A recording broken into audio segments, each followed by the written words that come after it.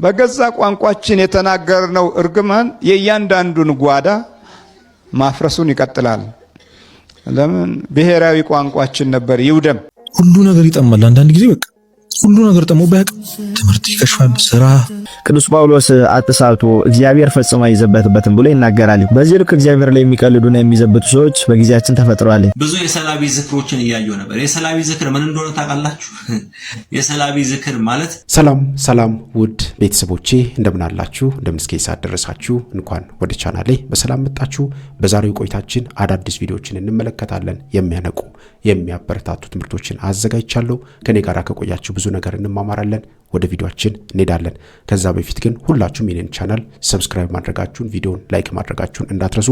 ወደ ቪዲዮ እንሄዳለን። በገዛ ቋንቋችን የተናገርነው እርግማን የእያንዳንዱን ጓዳ ማፍረሱን ይቀጥላል። ለምን ብሔራዊ ቋንቋችን ነበር ይውደም።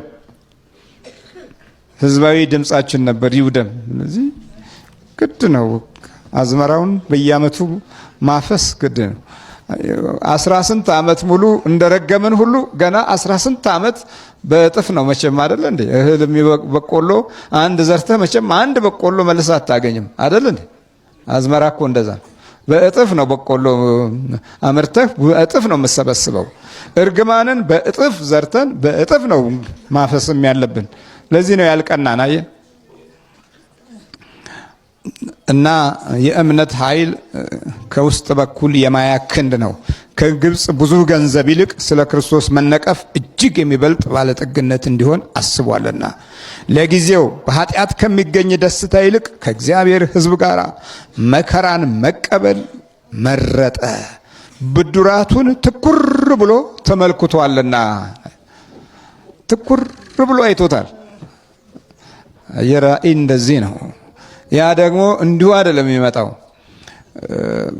በጊዜ ቢሆን ኖሮ የፈርዖኑ አስተዳደርና አኳኋን ሙሴን ከሞት አድኖታል። ከሞት ያዳንከኝ ብሎ መለጠፍ ነበረበት። ግን አይደለም። እዚህ ጋር የተለየ አቋም አለው ሙሴ። በአንድ የሆነ መስመር ላይ ራእዩን የሚጠብቅበት አይን ነበረው። አርቆ የሚያይበትን አይን ማግኘት የእምነት ስጦታ አካል ነው። ገና ማመን አንዳንዶቻችን አልጀመርንም። ችግራችንን መፍታት እንጂ በማመን ላይ ያለንበት ህይወት ገና ነው። አንዳንዶቻችን እምነቱ ከአቅማችን በላይ ሆኖ ስለሚገኝ ስለ እምነት ብዙ ጠልቀን ባንገባ ይሻላል እምንልም ብዙዎች ነን። በእምነት ኃይል በኩል ያለው ነገር ብዙ አድካሚ ነው። ቀለል ባለ መንገድ እስቲ እንሂድም ብለው ቀለል ባለ መንገድ ወደ ዲያብሎስ ተጠግተው መውጫ የጠፋቸውም አሉ። የዘመናችን ገበያ እንደሆነ አለምክንያት የተሻለ ምርት አይገኝም፣ የተሻለ ገንዘብ አይገኝም ብለውም ወደ ሟርቱ ዓለም ተጠግተው የነጎዱ አሉ። ከዛም አልፎ ተርፎ በትምህርት ቤት ሁሉ ሳይቀር አይ የሚቀበር ነገር ከሌለ እኮ በአሁኑ ጊዜ ዕውቀት በአእምሮ ውስጥ መሰብሰብ አይችልም ብለውም ይህንን የቀበራውን ፕሮግራም መርጠው በትልልቅ ተቋም ውስጥ የቀበራ እርግማን አካል ይዘው የሚመላለሱም የመናፍስት ነዋሪዎች አሉ። እንዲህ ባለ ሁኔታ ውስጥ የሚወለዱ ልጆች ደግሞ እጣቸው በመልካም ገጽታ ላይ የሚያርፍ አይደለም እና እዚህ ብድራቱን አተኩሮ ያየው ሙሴ የፈርዖንን አገዛዝና ኃይል ንቆት ትቶታል። ከዛ በኋላ እንዲህ ይላል፣ የንጉሱን ቁጣ ሳይፈራ የግብፅን አገር የተወ በእምነት ነበር ይላል። የሚታየውን የማይታየውን እንደሚያየው አድርጎ ጸንቷልና አጥፊው የበኩሮችን ልጆች እንዳይነካ ፋሲካንና ደምን በመርጨት በእምነት አደረገ። በደረቅ ምድር እንደሚያልፉ በኤርትራ ባህር በእምነት ተሻገሩ።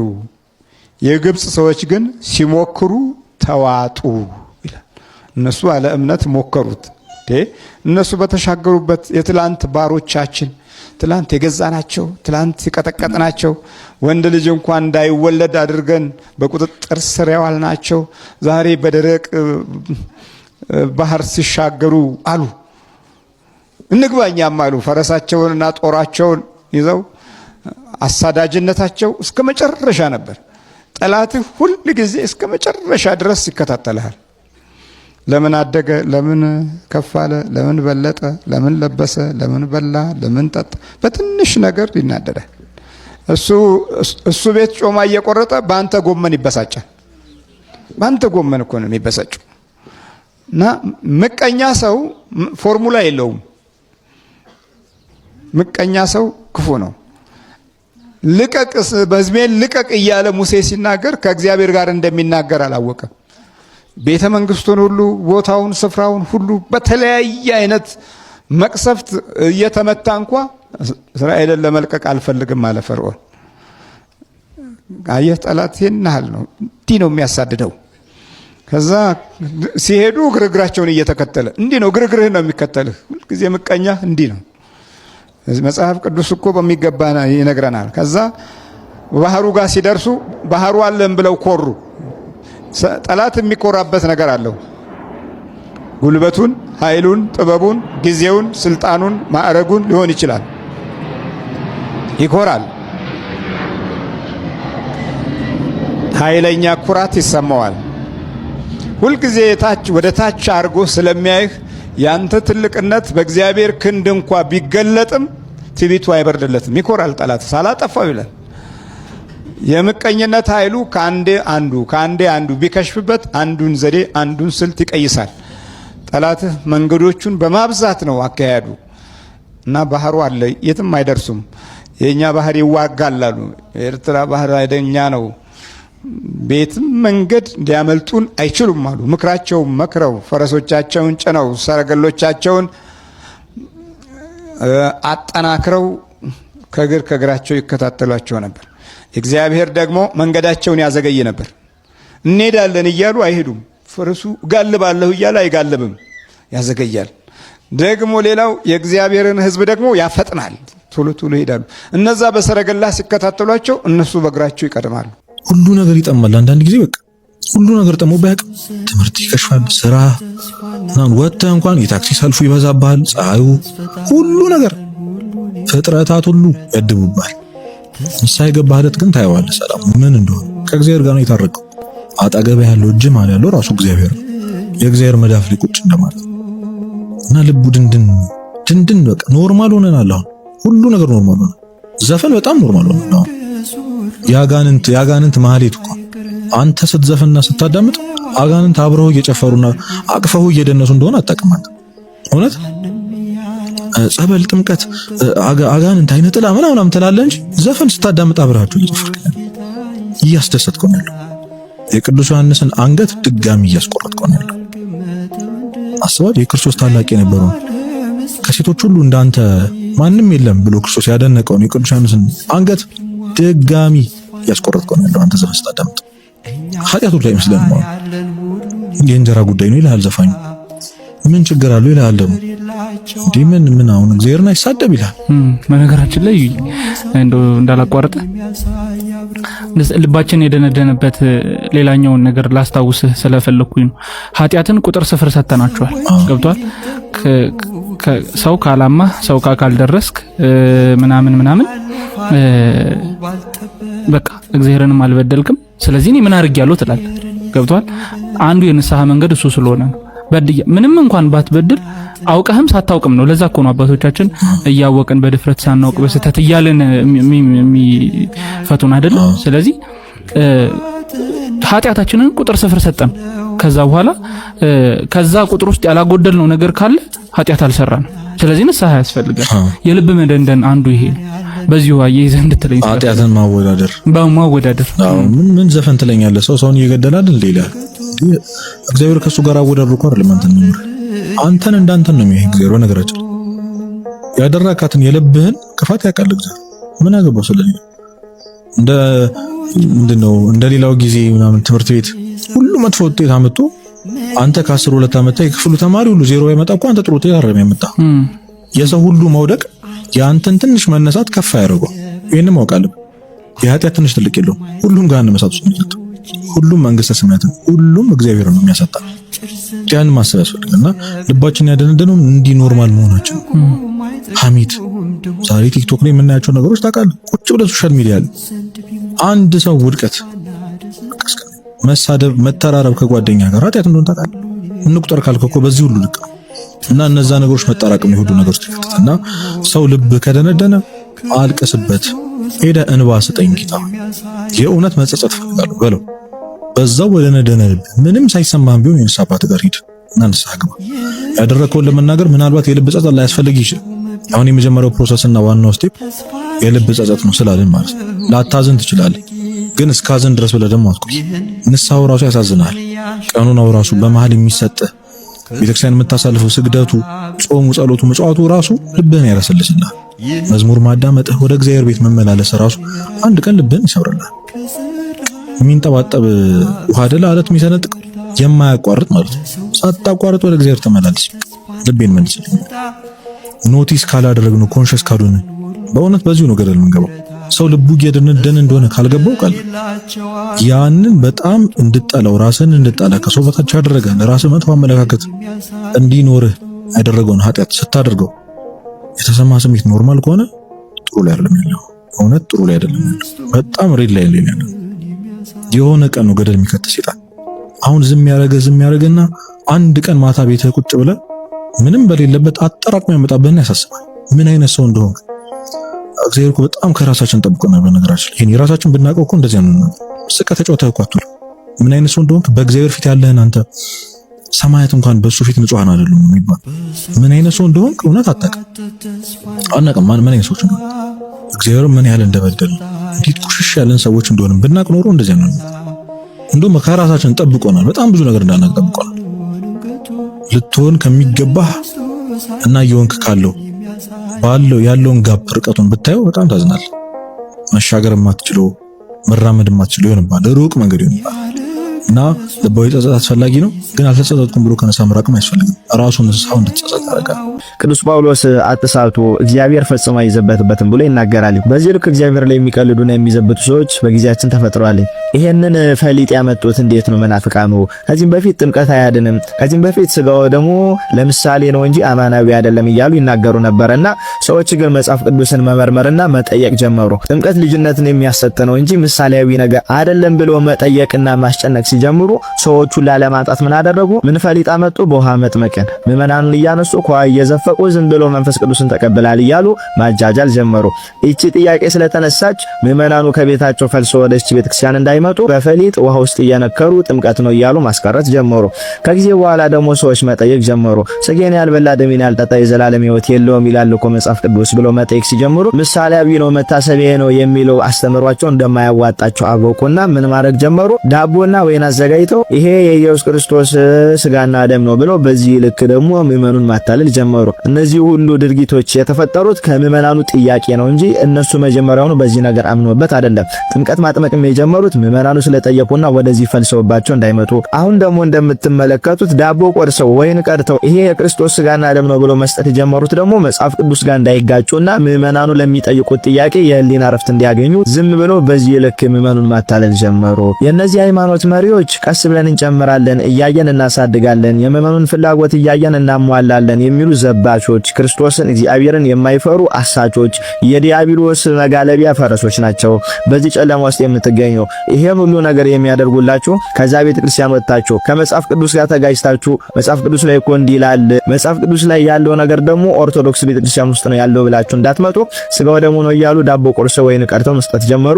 ጥምቀቱን ደግሞ ዝም ብለው ውሃ ነክረው የክርስቶስ ልጅ ነው የክርስቶስ ልጅ ሆናል ማለት ጀመሩ። ስለዚህ በዚህ ልክ አትታለሉ፣ እያታለሏችሁ ነው። እናንተ ወጣችሁ ወደ አማናዊት ቤተክርስቲያን እንዳትመጡ፣ ወደ ክርስቶስ መንጋ እንዳትቀላቀሉ መጽሐፍ ቅዱስ ላይ ያለውን ነገር ሳያምኑበት እናንተ ስላላችሁና ፈልሳችሁ ወጣችሁ ወደ ቅድስት ቤተክርስቲያን እንዳትመጡ ለእናንተ ያዘጋጁት ወጥመድና የማባበያ የማቆያ ዘዴያቸው ነው። ስለዚህ መናፍቃን በዚህ ልክ ተረድታችሁ ትክክለኛው አማናዊው የክርስቶስ ስጋና ደሙ የሚቀዳባት ስጋው የሚፈተትባት እውነተኛ የመንፈስ ቅዱስን ልጅነት የሚያሰጥ ጥምቀት ያለውን በዚህ ቤተክርስቲያን መሆኑን አውቃችሁ ከዚህ ጨለማ ህይወት አምልጣችሁ ብርሃን ወደ ሆነች ወደ ቅድስት ቤተክርስቲያን እንድትመጡ ጥሪ እናስተላልፋለን። በዚህ ልክ ሰውን ባታታልሉ፣ እግዚአብሔር ላይም ደግሞ በዚህ ልክ ባትዘብቱ እናንተ መናፍቃን መልካም ነው፣ ኋላ መጨረሻችሁ አያምርም። እውነትን እንዳልያዛችሁ ሐሰተኛ መንገድ ላይ እንደቆማችሁ አውቃችሁ ካፈርኩ አይመልሰኝ ብላችሁ የሰይጣን መጋለቢያ ፈረስ ሆናችሁ ህዝቡንም ለገሃነመ እሳት የምትማግዱ እናንተ ፓስተር ነን የምትሉ ሰዎች ብታርፉና ወደ ልቦናችሁ ተመልሳችሁ የልቦናችሁን ትዕቢት አጥፍታችሁ በትህትና ሆናችሁ ወደ ቅድስት ቤተክርስቲያን ብትቀርቡና ብትጠመቁ መልካም ነው። ኮፒ ሊንክ፣ ሼር፣ ፖስት እያደረጋችሁ ለብዙ ሰዎች አዳርሱልኝ። የእነዚህን ሰዎች ቅጥፈት ደግሞ አጋልጡባቸው። መተተኞች ይሰማል። የሰላቢ ዝክር ዛሬ በዓመታዊ በቅዱስ ሚካኤል ክብረ በዓል ብዙ የሰላቢ ዝክሮችን እያየሁ ነበር። የሰላቢ ዝክር ምን እንደሆነ ታውቃላችሁ? የሰላቢ ዝክር ማለት የእድል አሳሪዎች ዝክር ማለት ነው። አብዛኛው ባለ ሆቴል ሰላቢ ነው። ሌሊት ራቁቱን አህያ እየጋለበ ከሱ በጎን ያሉትን ሆቴል ያላቸውን ገቢያቸውን ደንበኛቸውን የሚሰልብ ማለት ነው። እነሱ ገበያ ስላላቸው እሱ ሌሊት አህያ እየጋለበ ራቁቱን የሚሰልብባቸው። ከዛ በኋላ በማግስቱ ሰው በዛች ቤት ዝር አይልም፣ እሱ ጋር ሰዎች ይጎርፋል። እየዞረ የነዛን ሰዎች የላባቸውን የሚጠርግ የሚበላ ማለት ነው። ከደብተራው ጋር ይነጋገርና እሱ እኮ ሚካኤልን ይዘክራል፣ እሱ እኮ እመቤታችን ይዘክራል ያስብላል። መጀመሪያ ያሰራችሁትን ሰው ፍቱ።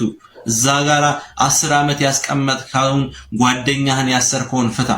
እዛ ጋራ በቀናት ተነሳሰች ትዳር አልባ ልጅ አልባ ህይወት አልባ እድላቸውን የዘጋሽ መጀመሪያ የነሱን እድል ፍች። አክስት ይሰማል። እዛ ጋር የቶችሽን ልጆች ያሰርሽውን ፍች። አሜሪካ የላክሻት በሰው ድል አሜሪካ የላክሻት ልጅሽ ዘክሪ ብላ ገንዘብ ብትልክልሽ ያንቺን ዝክር ቅዱስ ሚካኤል አይቀበልም። ያንቺን ዝክር እመቤታችን አትቀበልም። ውሸታም ናችሁ፣ አስመሳዮች ናችሁ። እና የሥላሴን አምሳል የሆነውን የሰው ልጅ አስረሽ ነው ያንቺን ዝክር የሚቀበለው። ይሄ ቪዲዮ ይደርሳችኋል አውቃለሁ። ወርቅ ቤት ያላችሁ፣ ሆቴል ያላችሁ አብዛኛው ማለት የሰላቢ ዝክር የእናንተን የሰላቢ ዝክር ቅዱስ ሚካኤል አይቀበልም። እያየሁ የነበረ ዛሬ ዓመታዊ ክብረ በዓሉ ላይ የሰላቢ ብዙ ዝክሮችን እያየሁ የነበረ የአስመሳዮችን ዝክር እያየሁ የነበረ በቅዱስ ሚካኤል ስም ሽፋን እያደረጋችሁ የምታረጉትን ማለት ያ የሰላቢ ዝክር ይባላል። ቀጥታ ቋንቋው የሰላቢ ዝክር ይባላል። የእናንተ ዝክር ቅዱስ ሚካኤል አይቀበልም። ይሄው 100% ነው የምነግራችሁ። ይሄንን ቪዲዮ ደብተራችሁ ይሰማል። ስለዚህ መጀመሪያ ከአምላካችሁ ታረቁ። የቃየል ዝክር ማለት የእናንተ ዝክር የቃየል መስዋዕት እንደሆነ ሁሉ እናንተም የምታቀርቡት መስዋዕት የቃየል መስዋዕት ነው። ፍቱ። ባልጋ ላይ ቁራኛ ያደረጋችኋቸውን ፍቱ። ትዳራቸው እንዲበጠበጥ የምታደርጉትን መስተፋቅር መንፈስ እያላካችሁ እነሱን ፍቱ መጀመሪያ። ያኔ እናንተን ዝክር እግዚአብሔር ይቀበላል። አለበለዚያ ዘመናችሁን ስትዘክሩ ብትሉ የእናንተ ዝክር የሚበላው ሰይጣንና ሰይጣን አለቀ። የእናንተ ዝክር ሥላሴ መንበር አይደርስም። ይሄን ነው የምነግራችሁ። ሰላማችሁ ይብዛ።